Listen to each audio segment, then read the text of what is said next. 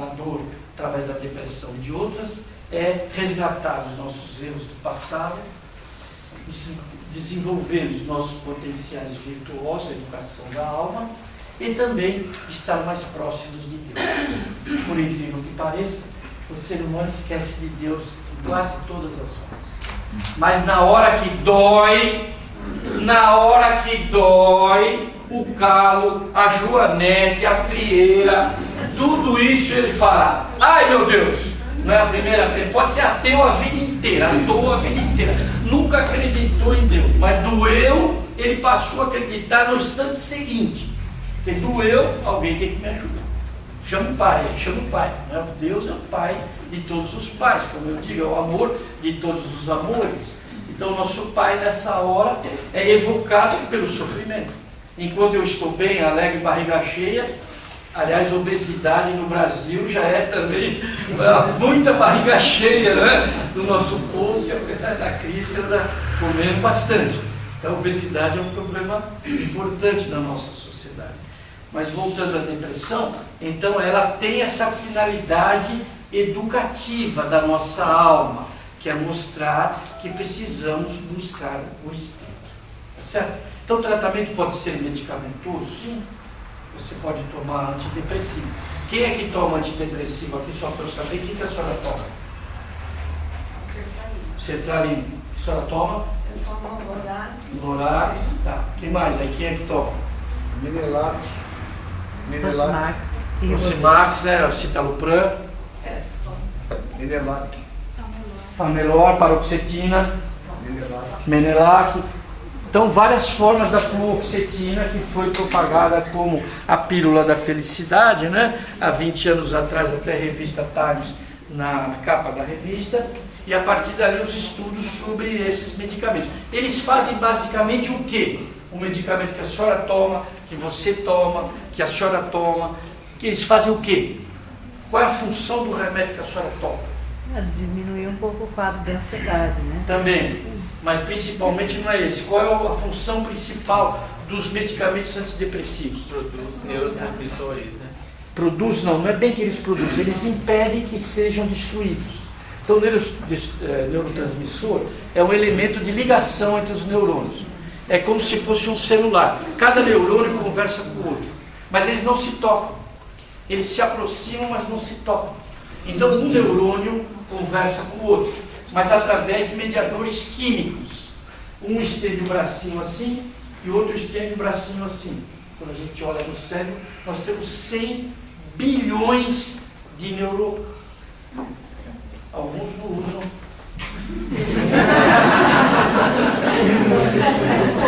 Nem um décimo, né? Então fica lá 90 bilhões sem uso nenhum. Foi uma placa Lucas, né? Porque, ou vende-se, porque não tem função, a grande maioria, não é a Lucas ou vende-se. Então o neurônio, para se conectar com o outro, precisa de neurotransmissores e mediadores químicos, serotonina, adrenalina, uma série de substâncias que fazem essa conexão. Então, quando você toma os antidepressivos, ele impede que o antidepressivo seja degradado rapidamente e que dure mais tempo, ele permaneça mais no seu corpo. O neurotransmissor, principalmente a sertralina, é associada a áreas do nosso cérebro onde a gente tem sensação de bem-estar, de tranquilidade, de paz, assim como a gente faz exercício. Quem é que faz academia aí, só para eu saber? Dá uma sensação de bem-estar, claro que dá o cansaço, é natural, mas não dá uma sensação de bem-estar também quando você faz atividade física? Você liberou de você mesmo endorfinas, neurotransmissores, que vão te trazer uma sensação de paz, de bem-estar. Então o depressivo tem que fazer atividade física sim, ele não pode ficar parado em casa.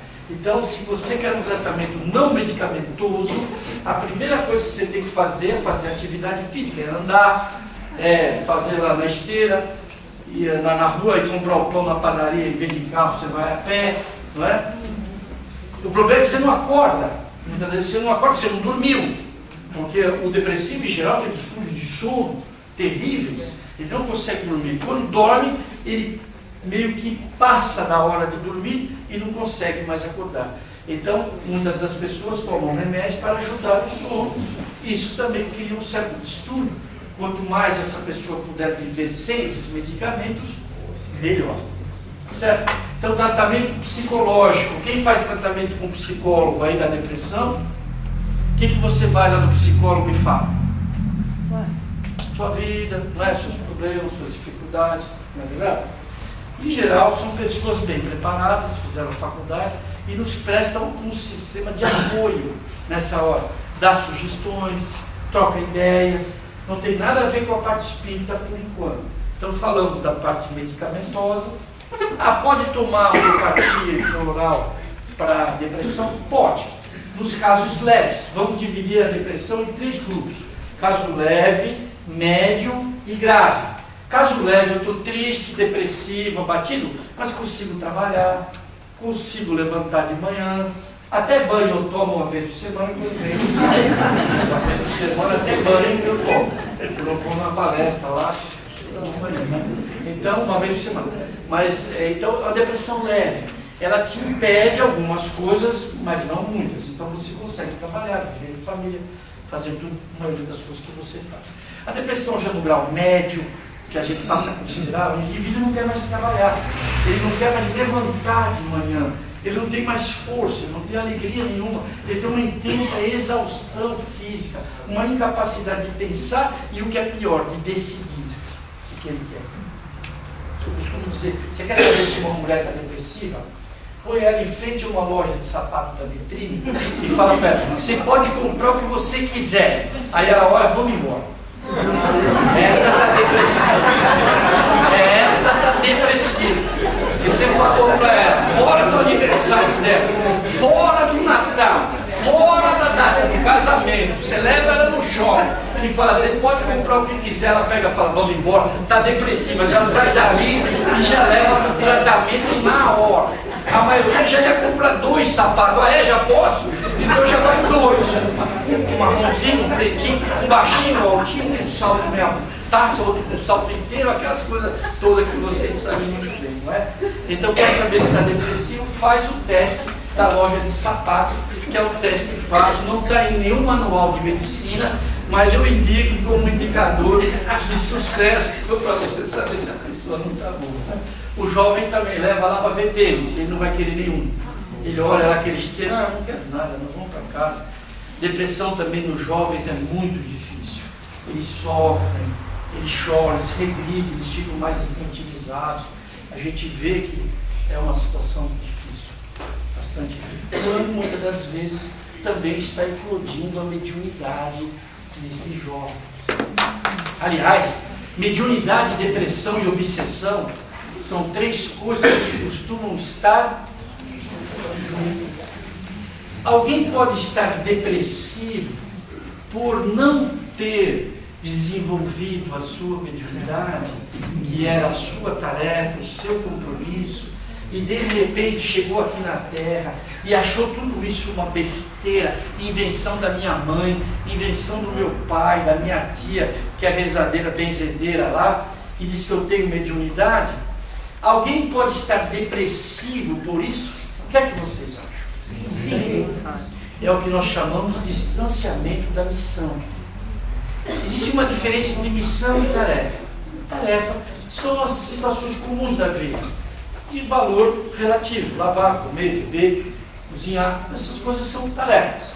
Agora, missão já é uma tarefa de alto valor espiritual.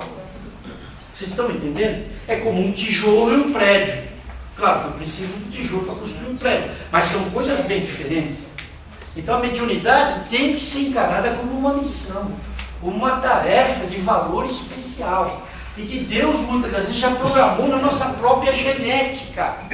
Estudos do Dr. Sérgio Felipe, amigo nosso, da Associação Médico Espírita de São Paulo brasileira, dizem que os estudos atuais da pineal mostram que aqueles que têm na sua pineal uma concentração maior de cristais de apatita fazem com que a ressonância magnética capte o pensamento de uma entidade de outra dimensão através dessa glândulazinha que é do tamanho de uma ervilha que nós temos na nossa cabeça. Quem é que leu Missionários da Luz aí? lembra bem da epífise lá? É a glândula da vida mental. Ela coordena todos os fenômenos da emotividade.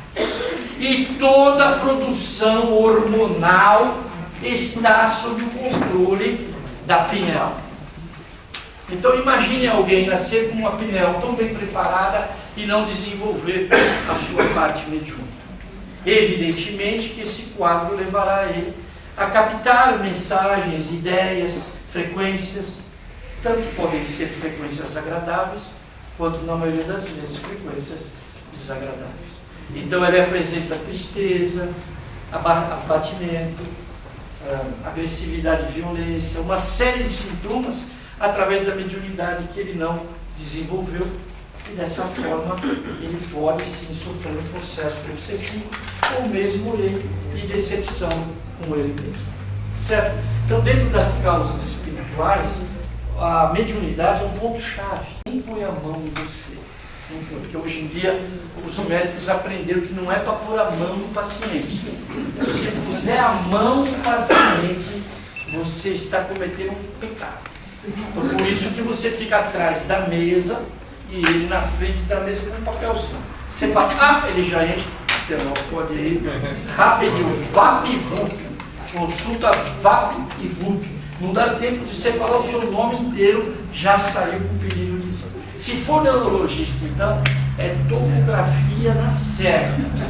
Não se faz nada com a tomografia. Quando meu sogro estava vendo e foi no neurologista, depois do tratamento, meu cunhado ligou a ele e disse, olha, deu um probleminha aqui, mas o probleminha onde? O probleminha no paciente. Você fez o exame dele? Fez. Então me traga o exame.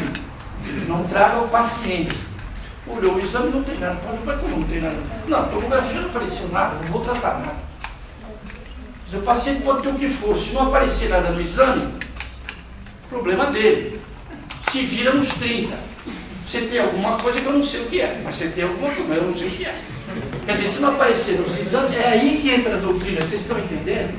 Muitas explicações dos fenômenos não estão nos exames, não estão na tomografia, não estão na ressonância da cabeça, do joelho, da tireoide. Você pode fazer ressonância do corpo inteiro. Se você tem um problema seu, espiritual, envolvimento de entidades, mediunidade que você desenvolveu, maldade, ciúmes, orgulho, inveja, todas essas tendências inferiores que nós trazemos em nós, criam um estado de harmonia que nenhum exame, nem o de sangue, nem o de fezes, de urina, ressonância vai aparecer. Então é preciso tratar a alma e não o corpo. É preciso tratar a alma e não o corpo. Dessa forma, então, nós dentro da casa espírita podemos oferecer às pessoas, mostrando a ela que o maior médico dela será ela mesma. No fundo não existe cura, o que existe é autocura.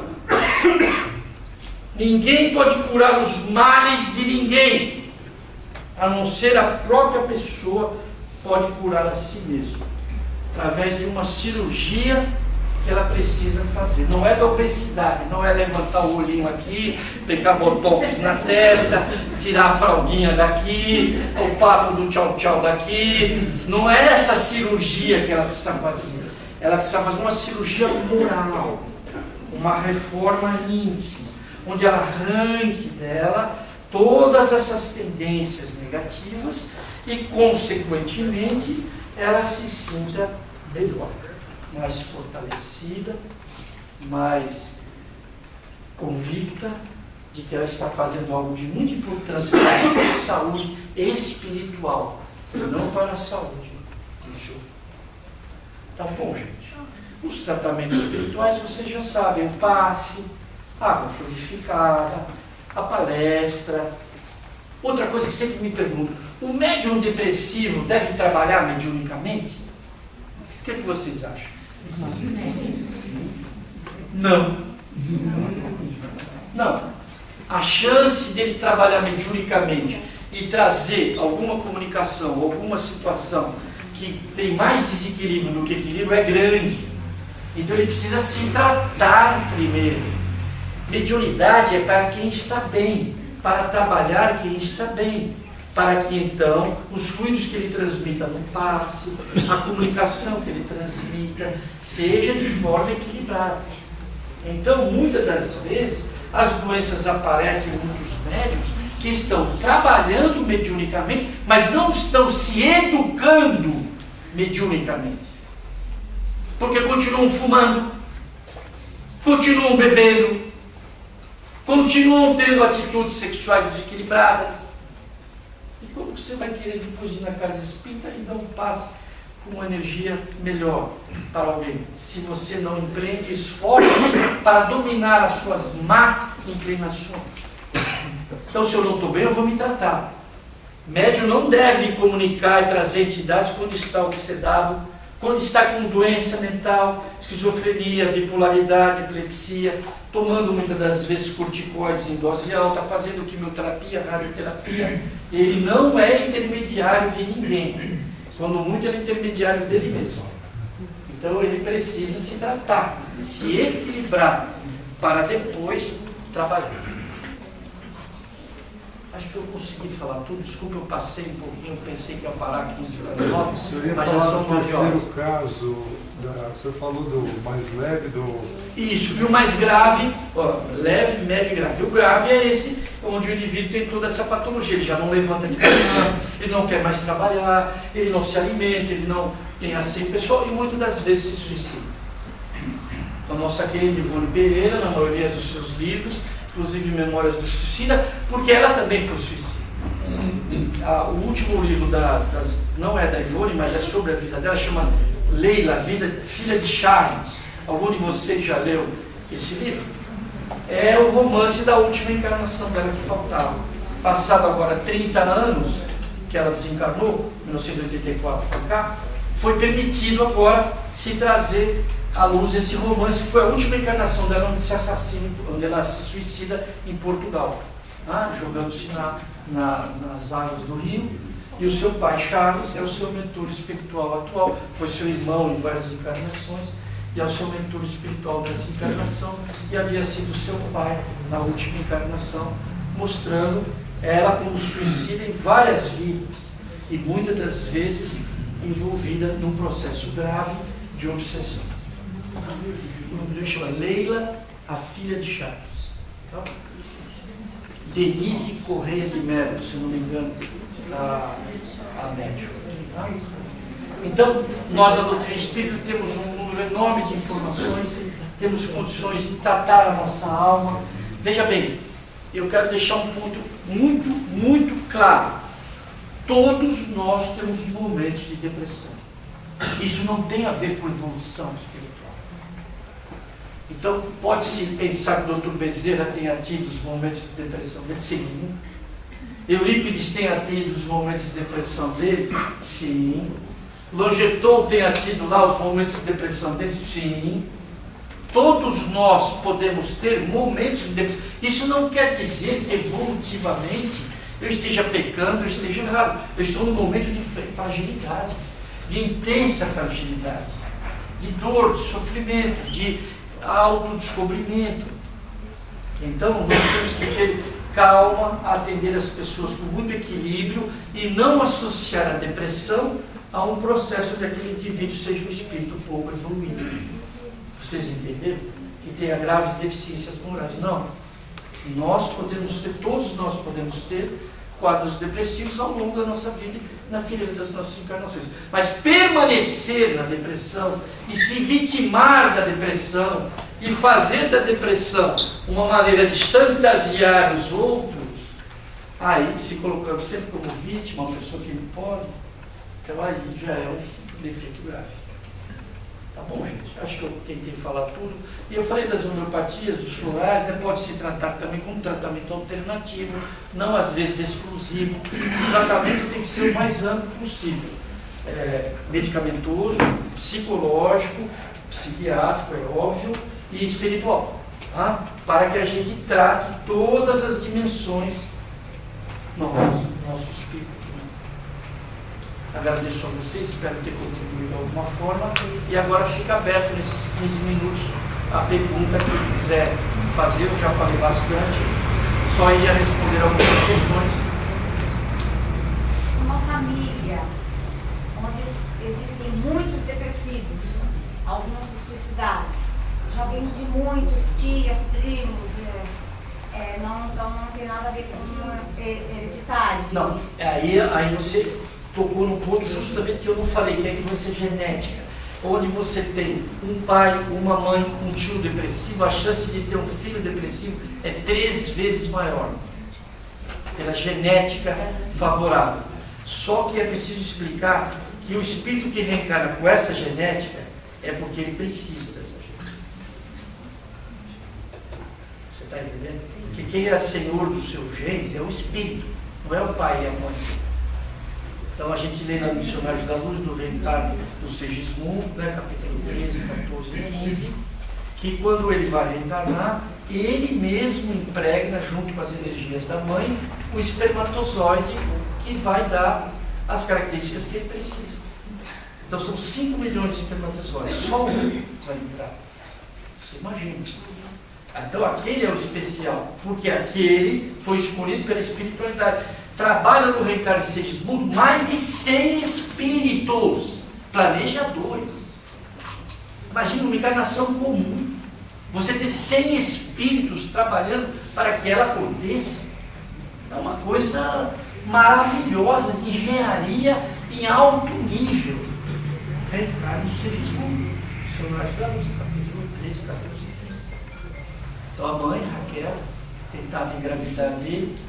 Mas o pai, como já havia sido assassinado 2 encarnações seguidas pelo Segismundo, anulava seus próprios espermatozoides psicologicamente, impregnando-os com uma carga de raiva, de ódio tão grande que não conseguia fertilizar a própria esposa. Então o pai é levado para o espiritual junto com o Segismundo para fazer esse tratamento. Ele reencarnaria com tendências genéticas? Sim, mas que ele precisa.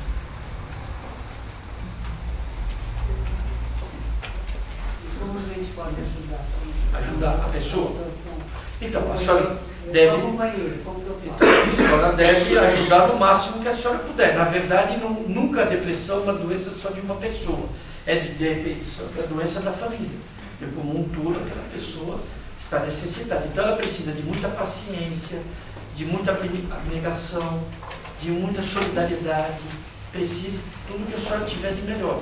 Às vezes, ele ainda não vai desenvolver isso, mas ele é um instrumento para que eu desenvolva, que não tem problema. Então, meu potencial virtuoso precisa de alguém que eu possa exercer essa vida.